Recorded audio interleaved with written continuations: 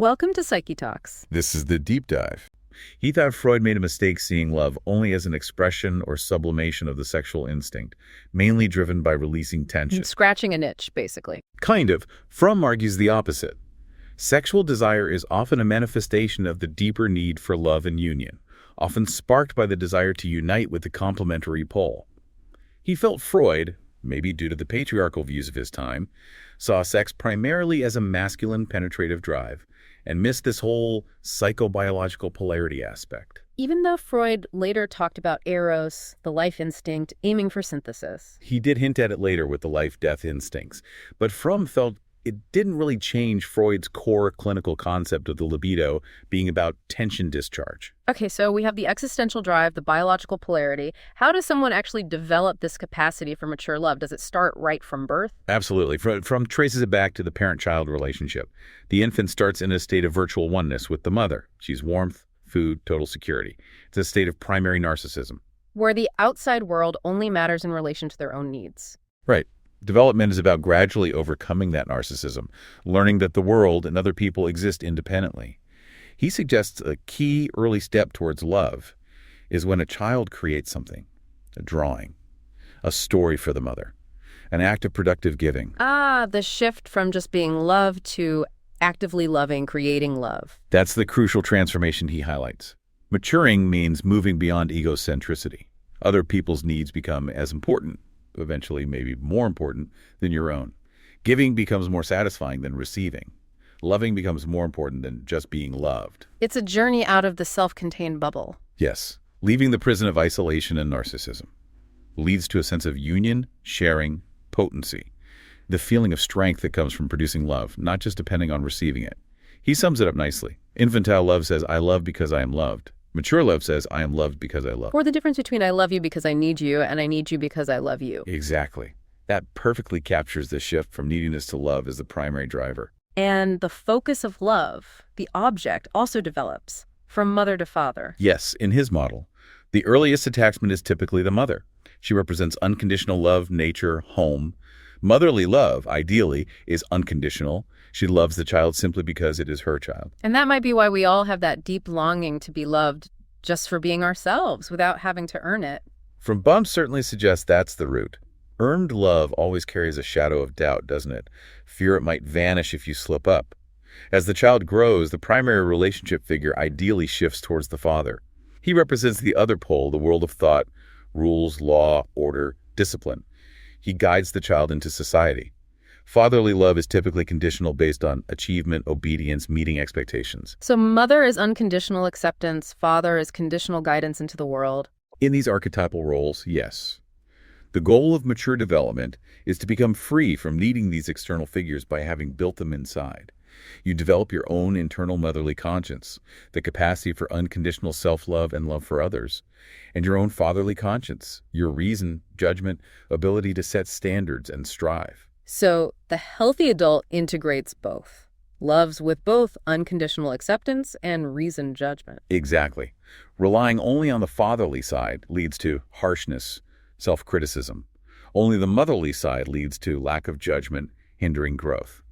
Maturity lies in synthesizing both. Mental health is this internal synthesis. And if this development goes wrong, if someone gets stuck, that leads to neurotic patterns in relationships. Absolutely. Someone overly attached to the mother figure might remain dependent, always seeking care, perhaps charming but lacking discipline, focused only on being loved. Someone stuck on the father figure might be overly dependent on authority, successful perhaps, but emotionally distant in love, maybe even contemptuous towards partners because the father figure remains primary. What about parents who weren't necessarily bad, just distant, emotionally unavailable? Fromm thought that could be really damaging too. The child feels confused, anxious, unsure. They might withdraw and carry that emotional remoteness into their own adult relationships, maybe plagued by anxiety or even unconsciously provoking conflict, just to feel something intensely. He also mentioned other distorted forms like idolatrous love. Yes, where someone lacks a solid sense of self and projects all their ideals onto the loved one, essentially worshiping them. Fromm calls this alienation, not love, because you're giving away your own power. There's also sentimental love, love that's all in the head, abstract performed, lacking real feeling, often just mutual ego boosting. And what about the idea that true love means no conflict? Is that another illusion? A big one, according to Fromm. He completely rejects the idea that love means the absence of conflict. He argues that real conflicts, faced honestly from a deep level, aren't destructive.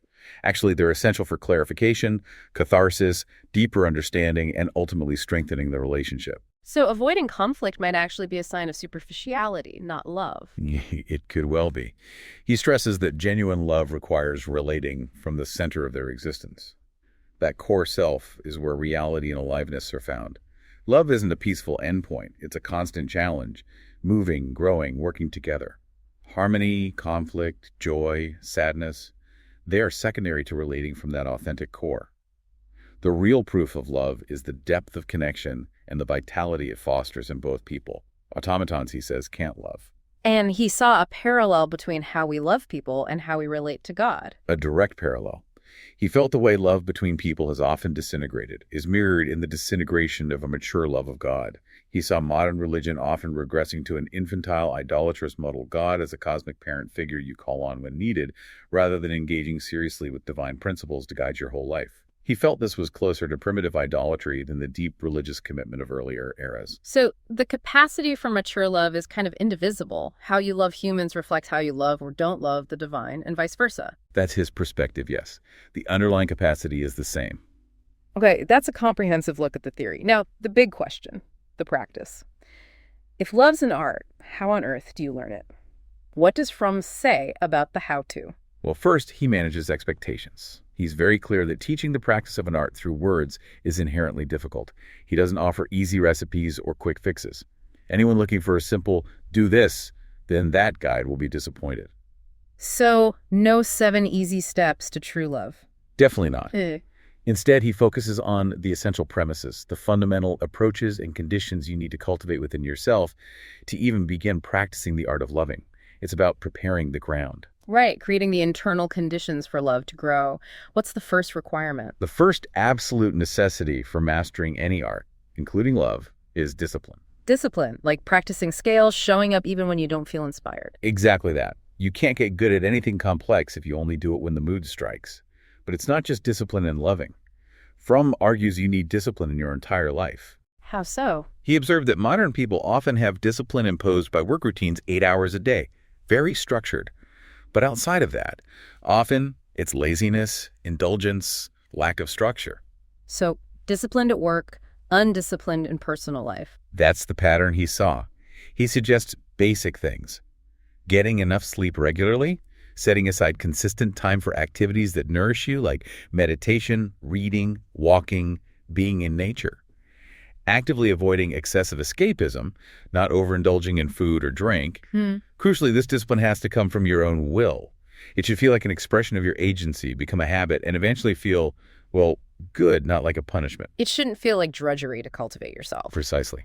The second key requirement is concentration. Oh boy, that seems like a massive challenge in today's world, even more than when Fromm was writing. He knew it was hard even then. He says basically everything in modern culture works against concentration.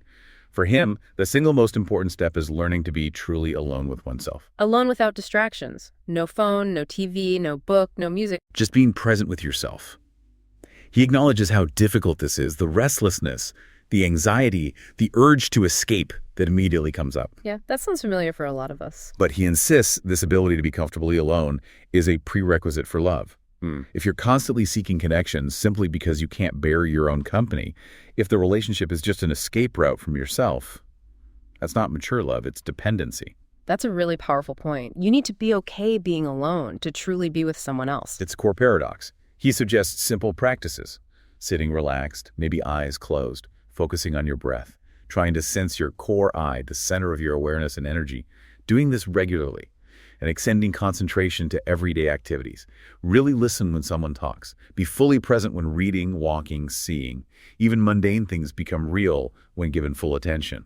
He also advises avoiding purely trivial conversation that avoids real contact. Okay, discipline and concentration. What else is needed? Patience. Yeah. Absolutely vital. You can't rush mastery in any art. Think about a child learning to walk. They fall down hundreds of times, but they just get up and try again, patiently, persistently.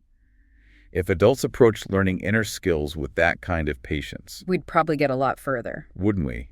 Then there's sensitivity, especially sensitivity to oneself. Not just analyzing yourself constantly, but being aware. Exactly. An honest awareness of your own inner states, feeling tired, irritable, down, angry, without immediately jumping to rationalize or dismiss those feelings. Being open to the inner voice that might tell you why you're feeling that way. Like tuning into your own signals. Yes, like a good mechanic notices a subtle change in an engine sound, or a parent senses a baby's needs before they cry. He thinks the average person lacks this sensitivity, especially to their mental and emotional states, partly because they don't have a clear image of healthy human functioning to measure against. They just assume their family or social group is the norm. But how do you get that image of healthy functioning if you haven't really seen it modeled effectively? That's a huge problem, and Fromm sees it as a critical failure of modern culture and education. We're great at transmitting factual knowledge, but we've largely lost the art of transmitting essential human qualities: love, integrity, courage, concentration. Historically, this happened through exposure to mature, developed individuals. Role models, mentors. Yes, past cultures often explicitly valued spiritual or character development. Today, who do we often elevate? Celebrities, politicians, business figures, people successful at grabbing headlines or making money, not necessarily at being fully human. He suggests hope lies in deliberately seeking out examples, historical figures, great literature, art that offer a vision of what humans can be. Tradition for him is about passing on these human traits, not just facts. Losing that risks cultural decay. Okay, so those are general prerequisites for any art. Are there qualities specifically crucial for the practice of love itself? Yes. Building on what we discussed, the absolute necessity is overcoming narcissism. This requires developing objectivity. Seeing things and people as they are, not just how we wish they were or fear they might be. Precisely. Separating objective reality from your own internal projections, desires, and fears. From a Salmon Sissa sees objectivity as the polar opposite of narcissism. A complete lack of objectivity, he says, is essentially psychosis. And achieving objectivity requires Reason. Rational thought is the tool for achieving objectivity. And the emotional attitude that underlies both reason and objectivity is humility. humility, meaning recognizing you're not the center of the universe. Yes, emerging from those childish feelings of omniscience and omnipotence. Humility and objectivity go hand in hand. You can't have one without the other, just like the elements of love. And crucially, from M insists you have to strive for objectivity and humility all the time, with everyone. Not just with the person you love, but with strangers, colleagues, everyone. Yes, you can't compartmentalize it. If you're narcissistic or lack humility in your general interactions, it will eventually poison your intimate relationships too. You practice these qualities universally or not at all, ultimately. That's a demanding standard, constant vigilance over your own biases. It is. And this whole process, emerging from narcissism, growing, developing a productive orientation towards life, it all requires faith. Faith. Is he talking religion again? Not necessarily, although it can encompass religious faith. He makes a key distinction between rational faith and irrational faith. Irrational faith is believing something just because an authority or the majority says so. Okay, so what's rational faith? Rational faith is rooted in your own experience and judgment. It's confidence in your own capacity to think, to observe, to feel, to arrive at convictions independently, even if they go against the grain. Trusting your own inner compass based on experience? Exactly. And this rational faith is indispensable for love. Faith in another person isn't blind belief, it's a conviction based on knowing their core and the reliability and unchangeability of their fundamental attitudes, their respect for life, their basic decency. Not that their opinions won't change, but that their core motivations are trustworthy. Faith in their essential character. Yes. And equally important is faith in oneself, an awareness of your own core identity that persists through changes and challenges. This is the basis of being faithful to others. From quotes Nietzsche here, man is the animal that can make promises, and that requires faith in your own continuity and reliability. You need faith in yourself to be trustworthy to others. Makes sense. Then there's faith in your own love, believing in your capacity to generate love, to be a reliable source of care. And, very importantly, faith in the potentialities of others. Believing in their capacity to grow. Yes, believing in a child's potential, believing in another adult's capacity to develop their own reason, love, unique gifts. This faith is crucial for fostering growth. The opposite is manipulation trying to control outcomes because you lack faith in their inherent potential. True education, at Dusser, means to draw out, reflecting this faith. Seeing the best potential in others and trusting it can emerge. Right. And finally, he speaks of rational faith in mankind, a belief in the possibility of creating a society based on equality, justice, love. Not a naive dream, but a faith grounded in past human achievements and our own inner experience of reason and love. Faith, in all these forms, he concludes, is an act, a courageous commitment involving taking risks, enduring potential disappointment, and trusting your judgment. So going back to activity, love requires this constant, active, vital engagement. Yes, inner aliveness, productive engagement with the loved person and with life generally. Passivity, laziness, hoarding energy, wasting time, these are all barriers to love. You can't just switch love on and off. It requires your overall vitality and presence. Which leads us directly to love and social life. If love is this fundamental orientation that should permeate everything, how does it fit into the structure of modern society, especially capitalism? This is where Fromm really connects the personal and the political, or societal. He insists that if love is a developed character trait, it has to apply across the board to family, friends, colleagues, strangers. You can't cordon it off. The capacity to love humanity broadly is the foundation for loving any individual deeply. No division of labor where you're loving at home but ruthless at work. He argues that can't truly work in the long run, but then he contrasts this ideal of love with the dominant ethic he sees in capitalist society, which is primarily fairness. Fairness. Meaning? Not cheating, giving value for value, fulfilling contracts. That kind of transactional reciprocity, you get what you give, more or less. He sees this as the core ethical standard of capitalism, its main contribution, promoting a kind of mutual respect and distance. Okay, so fairness is about respecting boundaries and exchanging value, but love, as he defines it with care, responsibility, etc., goes much further. It's about connection, unity. Exactly.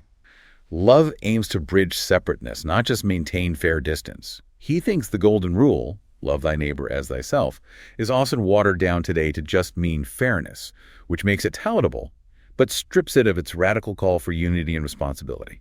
So a crucial part of practicing love is recognizing this difference, not mistaking mere fairness for genuine love. Yes, and this raises the really tough question.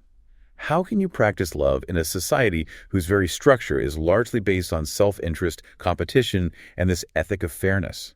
He acknowledges the radical view of people like Tolstoy or Simone Weil, who essentially concluded that true love is incompatible with modern secular life, that only saints or outliers can really live it. Which can lead to just giving up, becoming cynical. That's the danger he sees.